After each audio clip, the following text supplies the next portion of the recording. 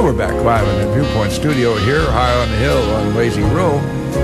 One of the things that Judith Kay and Bob that we didn't mention in talking about the last Friday night's affair down at the Elkhart Historical Society at the Wild Hare, we were treated to a little program about the making of candies, which is a pretty important business right here in just a very short distance from us, a good football throw. Yeah. Very good football throw. A long field goal. Yeah, a long field goal, very long. The RG Candy Company, the Wertheims family, came down there and made a nice little slide presentation on the making of their products and treated us to some of their goodies. We're going to have those folks on very soon. So that was an interesting part of the evening also. That's kind of a little sleeper thing we have right up here in Jim's backyard. Jim, being a native Atlantan, knows the Wertheim family from way back, and in fact so does Billy. I remember their Aunt Serena, who was a school nurse, who lived right behind us in Lincoln, Illinois, way back in those days. And that family goes back a long way. It's an interesting little thing they're doing here in this candy business. So we're going to one day we're going to go over there after Viewpoint morning and see if we can bring home a couple of pounds of goodies. Here's another little jewel that have you guys had the Paul Adams or anybody from the museum in Atlanta on your show? No, as a matter of fact. You stand right in the middle of the forest and can't find a tree. Well, yeah. I went up there, and Paul took me over and showed me the entirety of it.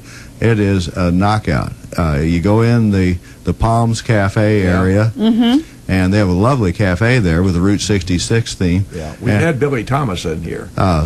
Well, the museum, and he's a big part of bringing this thing to its current look. Boy, it's professionally done. It's got a real elevator in it. It's got a kind of a little auditorium area to show the history of Atlanta and the building of Route 66 right up through and then around Atlanta. It's worth the trip. And people from all over the country stop and go to it, and folks from Logan County ought to take a Saturday and make an event out of that. And then stop at the Palms and have some good pie. Absolutely. You bet. Yeah. Speaking of museums, though, I got another plug to throw in, since we're not talking about stocks or bonds today. I want to do that just a minute before we quit. The Lincoln College has a really first-rate artifact museum, just filled with thousands of artifacts from Lincoln's days on Illinois soil. And the museum is being completely rebuilt and moved to the new building that is called the Lincoln Center on Lincoln College's campus. We've got a budget of somewhere close to, we hope anyway, $2 million. Got a lot of it raised already. Another plug, would like to raise some more.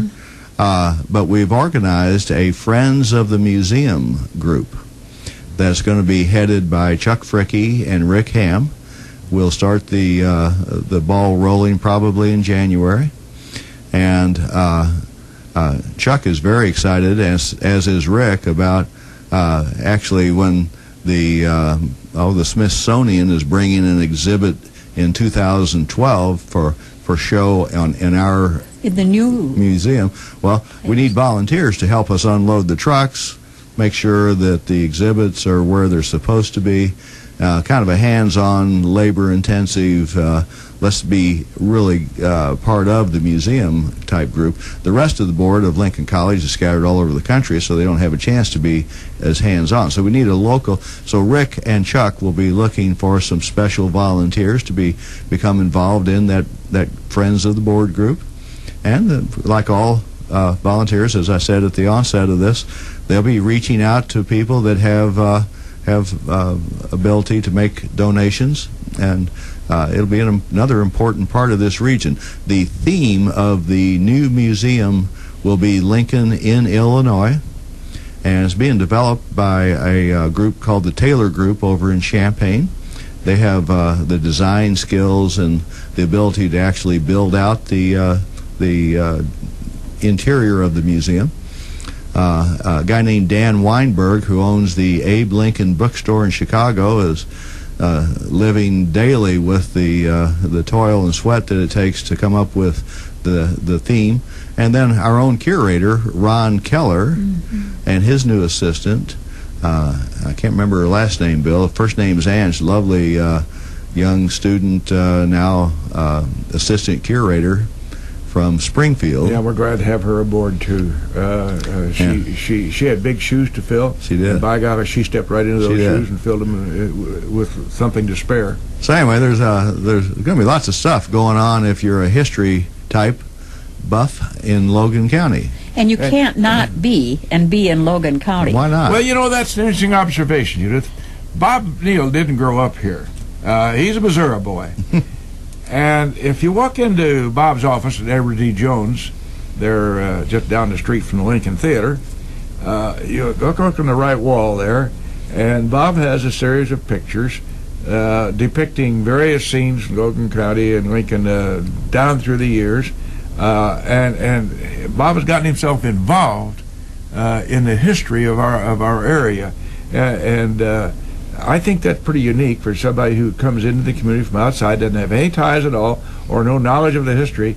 How steeply you've gotten into that, Bob, and I doff my hat to you. Thanks, Bill. Actually, when I came out of St. Louis 36 years ago, the Jones people just gave me a blank map and said, go find a place to live the rest of your life. Isn't that interesting? And my dad was a traveling salesman. He was a manufacturer's rep, and I'd narrowed down the scope, and I've told everybody in town I was a Big 8 football fan, so I wasn't about to go to Oklahoma, Kansas, Nebraska, or Iowa, because I hated Iowa State for some reason. So I came to Illinois because people in Illinois used to drive through my hometown, go into Lake of the Ozarks, and they always seemed like nice folks, and they talked normal, and their football team, their football team back in the 60s didn't amount to much, so they'd go, I'd come over here and go to Memorial Stadium, have a great time out in the parking lot, and never go to the game. You're talking about tailgating, that's right, exactly. So the days of tailgating. My dad said Lincoln, Illinois has a neat restaurant called the Tropics, the Hotel Lincoln, and there's a couple of lumber yards, because he was in that business. Holes. Yes. And so I moved here, in a beautiful little town. I walk in Alvy's drugstore, and there's the history of Logan County sitting right there with Doc Owings, Art Walker, and Joe Sapp, and Colonel Hartnell, and the whole crew. So that kind of made me say, well, this is my town. I'm going to live here forever. I better get to know something about it. And I thought the older buildings in town had so much character, and we were tearing them down at a rapid pace. I better get some pictures up. So on my walls are pictures of buildings from the past. Gossett's Cleaners is on there from the 1930s, when Bill was 30-something. And a picture of Doc Alvy's on the wall. Those that remember Alvy's drugstore. Sure. Well, this has been a little trip. Had primary focus on Union Cemetery, but nicely and happily we've digressed to other areas. Closing, before we do close, Bob, do you care to comment at all about the economy of the times in a general way? Your firm, the mother church there in the investing firm, they've been a national reputation for being pretty doggone conservative and having their modus operandi really well grounded. Do you have any closing comments about what the economy might be? Am I going to see it out of it? Well, the good news is, Bill, we've only got a minute left. and I didn't check with my compliance department to see if it's okay to talk about the economy. Well, there is compliance. That's right. I think better times are coming, brother. All right. Well, that pretty well says it all. Do you have any closing comment, Mrs. Busby? Something of wisdom, something of profound and depth? I didn't know there'd be a test. Hey, we might mention there is a studio audience.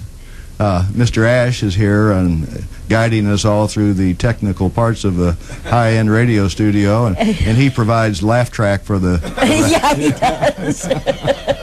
And not only that, he's a producer engineer for your Sunday morning swing. We couldn't make that program work with it without his expertise.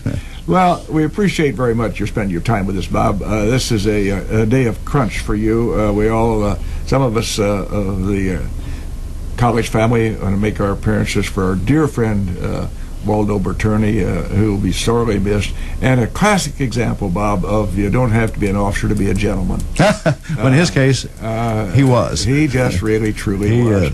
And so you know, I know we've got that to do, and you've got a busy work schedule, and we appreciate your presence. Well, my assistant's been on vacation, so. I always try to close with a quote. Now, I'm going back to old Tom Jefferson again today, and old Tom said, "It is neither wealth nor splendor, but tranquility and occupation which give happiness." Amen. Thank you for Viewpoint.